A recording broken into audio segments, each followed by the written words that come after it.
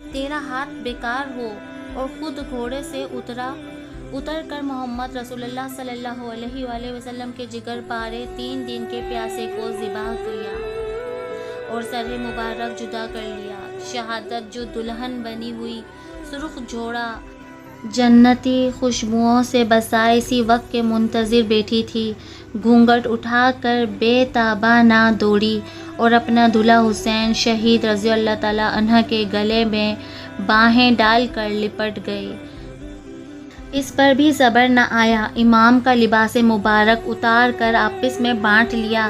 عداوت کی آگ اب بھی نہ بجھی کہ اہل بیت کے خیموں کو لوٹا، تمام مال اسباب اور محمد مصطفیٰ صلی اللہ علیہ وآلہ وسلم کی صاحبزادیوں کا زیور اتار لیا، کسی بیوی کے کان میں ایک بالی بھی نہ چھوڑی۔ اللہ واحد قہار کے ہزار ہزار لعنتیں ان بے دینوں کی شقاوت پر۔ زیور درکنار اہل بیت کے سروں سے دوپٹے تک اب بھی مردودوں کے چین نہ پڑا۔ ایک شقی ناری جہنمی پکارا، کوئی ہے حسین کے جسم کو گھوڑوں سے پامال کر دے۔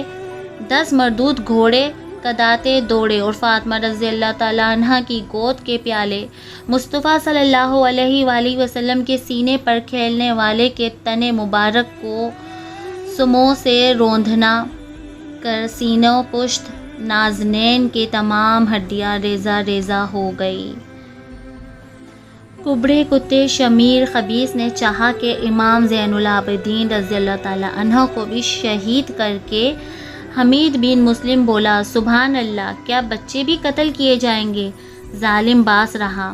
پھر سر مبارک کے امام مظلوم شہدائے مرحوم خولی بن یزید اور حمید بن مسلم کے ساتھ ابن زیاد کے پاس بھیجے گئے۔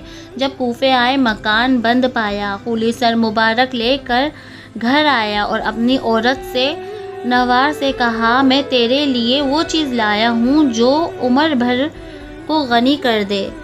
پوچھا کیا ہے؟ کہا حسین کا سر۔ بولی خرابی ہو تیرے لیے، لوگ چاندی سونا لے کر آتے ہیں اور تو رسول اللہ صلی اللہ علیہ وآلہ وسلم کے بیٹے کا سر لایا ہے؟ خدا کی قسم میں تیرے ساتھ کبھی نہ رہوں گی۔ یہ بیوی کہتی ہے، میں نے رات بھر دیکھا کہ ایک نور عظیم سر مبارک سے آسمان تک بلند ہے اور سپید پرندے سر اقدس پر قربان ہو رہے ہیں۔ جب سر مبارک ابن زیاد خبیث کے پاس لایا گیا، اس کے گھر کے در و دیوار سے خون بہنے لگا۔ وہ شکی جھڑی سے دندان مبارک چھو کر بولا، میں نے ایسا خوبصورت نہ دیکھا، دانت کیسے اچھے ہیں۔ زید بن ارقم رضی اللہ تعالیٰ عنہ تشریف رکھتے تھے، فرمایا، اپنی چھڑی ہٹا۔ حضرت رسول اللہ صلی اللہ علیہ وسلم کو ان ہونٹوں کو چومتے اور پیار کرتے دیکھا ہے، یہ کہہ کر رونے لگے۔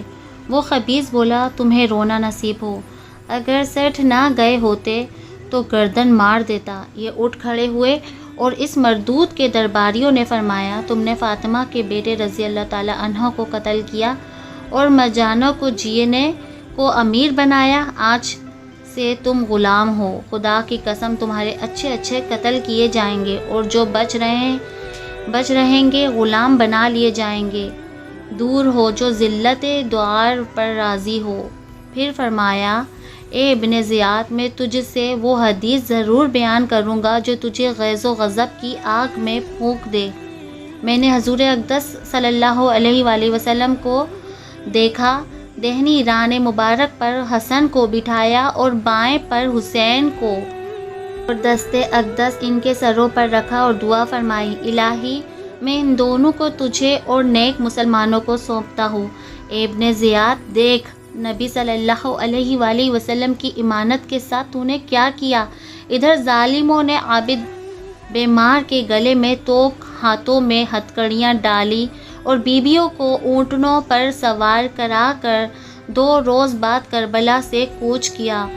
جب یہ مظلموں کا لوٹا ہوا قافلہ شہیدوں کی لاش پر سے گزرا کہ بے گور و کفن میدان میں پڑے ہیں، حضرت زینب رضی اللہ تعالیٰ عنہا بے تابانہ چلا اٹھی، یا رسول اللہ، حضور پر ملائکہ آسمان کی درودیں۔ حضور، یہ ہیں حسین، میدان میں لیٹے، سر سے پاؤں تک خون میں لپیٹے، تمام بدن کے جوڑ کٹے اور حضور کی بیٹیاں قیدی ہوئی اور حضور کے بچے مقتول پڑے ہیں۔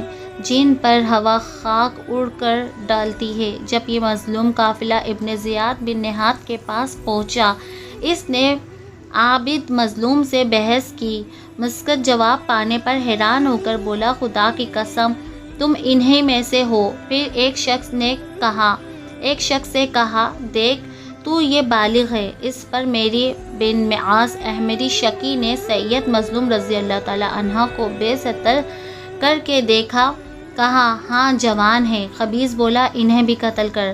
حضرت زینب رضی اللہ تعالی عنہا بے تاب ہو کر مظلوم بھتیجے کے گلے سے لپٹ گئی اور فرمایا، ابن زیاد بس کر، ابھی ہمارے خون سے تو سیراب نہ ہوا؟ ہم میں تو نے کسی کو باقی چھوڑا ہے؟ میں تجھے خدا کا واسطہ دیتی ہوں، اس بچے کو قتل کرے تو اس کے ساتھ مجھے بھی مار ڈال۔ عابد مظلوم رضی اللہ تعالیٰ عنہ نے فرمایا، اے ابن زیاد، ان بے کسی عورتوں کو کون نگہبان رکھے گا؟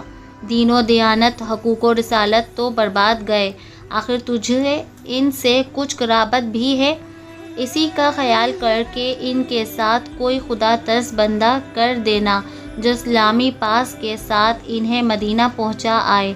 حضرت زینب رضی اللہ تعالیٰ عنہ کی یہ حالت دیکھ کر خبیث بولا، خون کی شرکت بھی کیا چیز ہے؟ میں یقین کرتا ہوں کہ یہ بی بی یہی چاہتی ہے کہ اس لڑکے کو قتل کروں تو انہیں بھی قتل کر دوں۔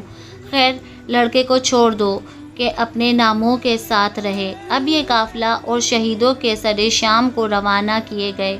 سر مبارک نیزہ پر تھا۔ راہ میں ایک شخص قرآن مجید کی تلاوت کر رہا تھا۔ جب اس آیت پر پہنچا، کیا تو نے جانے کہ کہف و رقیم والے ہماری نشانیوں سے اجنبا تھے؟ سر مبارک نے فرمایا، اے قرآن پڑھنے والے، اصحاب کہف کے قصے سے زیادہ عجیب ہے میرا قتل کرنا اور سر نیزے پر لیے پھرنا۔ ظالم جہاں ٹھہرتے سر مبارک کو نیزے پہ رکھا کر پہرا دیتے۔ ایک راہب نصرانی نے دیکھا تو پوچھا، بتایا گیا تم برے لوگ ہو، کیا 10,000 اشرفیاں لے کر اس پہ راضی ہو سکتے ہو کہ ایک رات یہ سر میرے پاس رہے؟ دنیا کے کتوں نے قبول کر لیا۔ راہب نے سر مبارک لے کر دھویا، خوشبو لگائی، رات بھر اپنی ران پر رکھا، دیکھتا رہا، ایک نور بلند ہوا پایا۔ راہب نے وہ رات رو کر کاٹی، صبح اسلام لایا اور گرجا اور اس کا مال متاع چھوڑ کر اہل بیت کی خدمت میں عمر گزار دی۔ صبح ان خبیثوں نے اشرفیوں کے توڑے آپس میں حصے کرنے کو کھولے۔ جب اشرفیاں ٹھیکریاں ہو گئی تھیں، ان کے ایک طرف لکھا تھا، ہرگز اللہ کو غافل نہ جانو ظالموں کے کاموں سے، اور دوسری طرف لکھا تھا، اے جانے جاتے ہیں ظلم کرنے والے کس پلٹے پر پلٹا کھاتے ہیں۔